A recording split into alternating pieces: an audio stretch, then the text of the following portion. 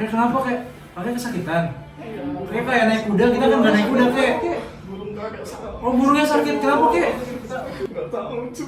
Oh, oke kita bawa ke dokter aja yuk. Yuk. Yuk. Ayo kek, pelan-pelan ya kek.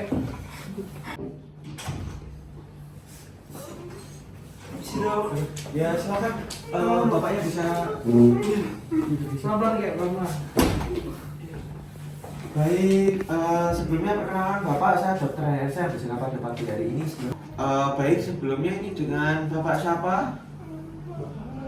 Pak Farhan dok. Bapak Farhan. Oh ini mas mbaknya berdua keluarganya. Cucunya.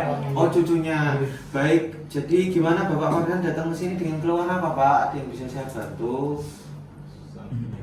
Nggak bisa kencing. Oh nggak bisa kencing dari kapan pak? Nggak bisa kencingnya?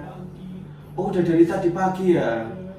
Oh ya baik. Baik, setelah ini coba saya lakukan pemeriksaan dulu ya Pak. Tapi ini nanti biar Bapak bisa kencing segera, kemungkinan kan ada sumbatan. Jadi kemungkinan nanti kami lakukan prosedur pemasangan kateter ya Pak ya. Bapaknya bersedia Pak, nah, kalau nanti mungkin dipasang. Iya dong. Oh ya, nanti bisa dibantu untuk tanda tangan ini ya, keperluannya ya Pak ya. Silakan Pak, bisa masuk nanti diundang ke bed. Makasih dokter.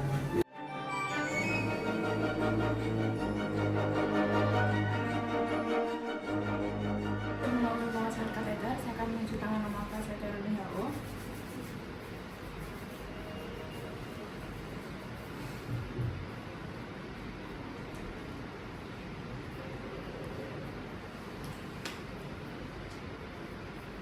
Lalu pertama-tama saya akan menggunakan hand scuff steril dulu untuk melakukan pemeriksaan fisik.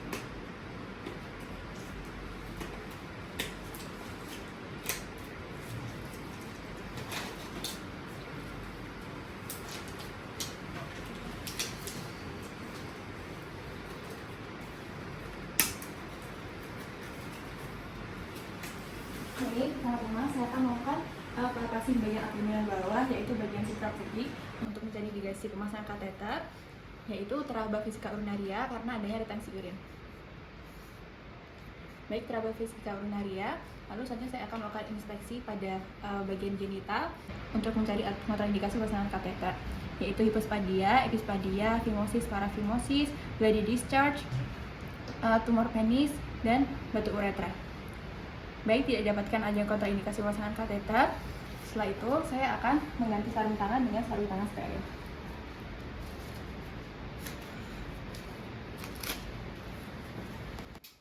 Selanjutnya, saya akan menyalakan alat dan bahan, memastikan alat dan bahan yang steril terpisahkan dengan yang non steril. Setelah itu, saya akan melakukan disinfeksi menggunakan povidone iodine, menggunakan kasa. Dan saya akan mulai lakukan disinfeksi mulai dari meatus uretra externus ke kepala penis, lalu ke badan penis sampai ke skrotum.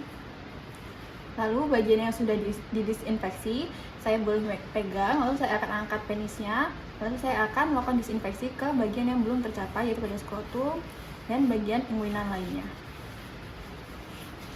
Saya lakukan disinfeksi berkali-kali. Baik, setelah itu saya akan memperkecil lapangan operasi dengan duk steril. Berikutnya, saya akan melakukan anestesi kepada pasien.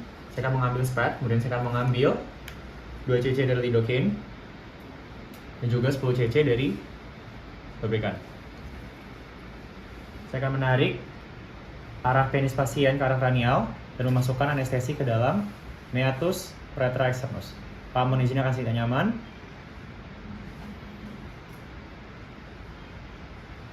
Kemudian, saya akan mengambil klem. Untuk meletakkan klem pada bagian dorsoventral di sulcus coronaris penis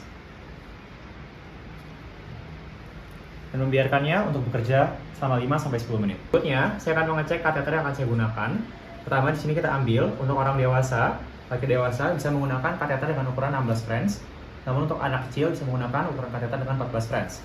Saya akan memasukkan 10 ml Aquades untuk mengecek apakah terdapat pengembangan balon.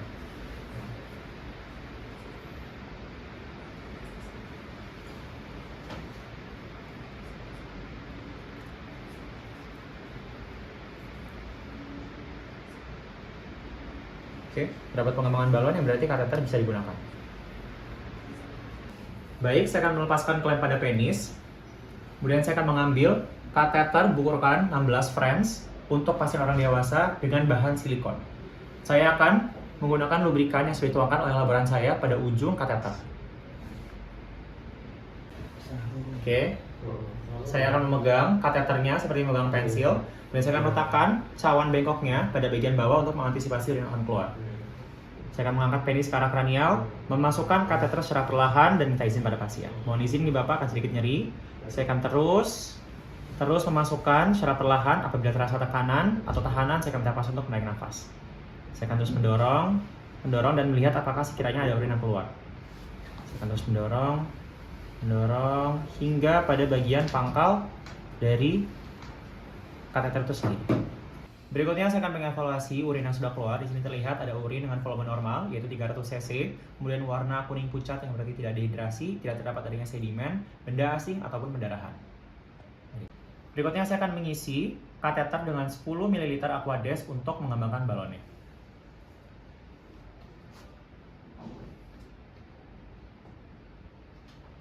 Oke, setelah saya kembangkan balonnya, saya akan tarik keluar secara perlahan untuk melihat apakah sudah ada tahanan. Oke, sudah terdapat tahanan yang berarti kateter sudah terfiksasi di bagian dalam dari vesika urinaria. Berikutnya, saya akan melepaskan duct steril.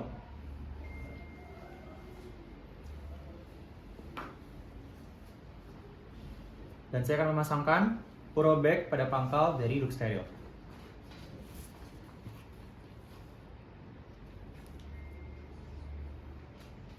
Saya akan meletakkan urobag lebih rendah daripada pasien. Saya akan mengarahkan selang dari urobagnya ke arah kranial dan meletakkan di bagian inguinal. Kemudian saya akan mengambil plaster yang sudah disiapkan sebelumnya dan memfiksasi selangnya dengan teknik butterfly.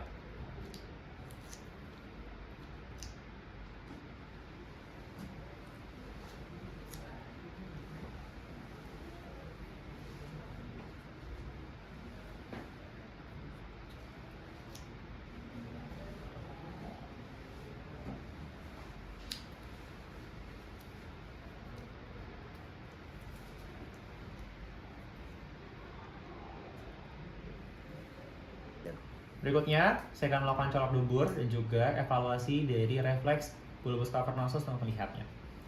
Oke, saya akan mencolok dubur dengan satu jari untuk melihat apakah terdapat perbesaran prostat. Oke, tidak terdapat perbesaran prostat. Kemudian saya akan memencet sedikit bagian dari ujung penis pasien.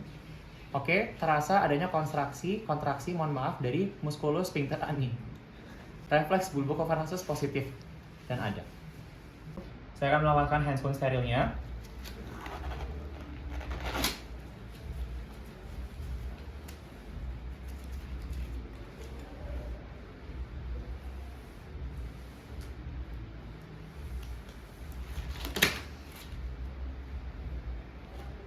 Saya akan cuci tangan dengan 6 langkah WHO.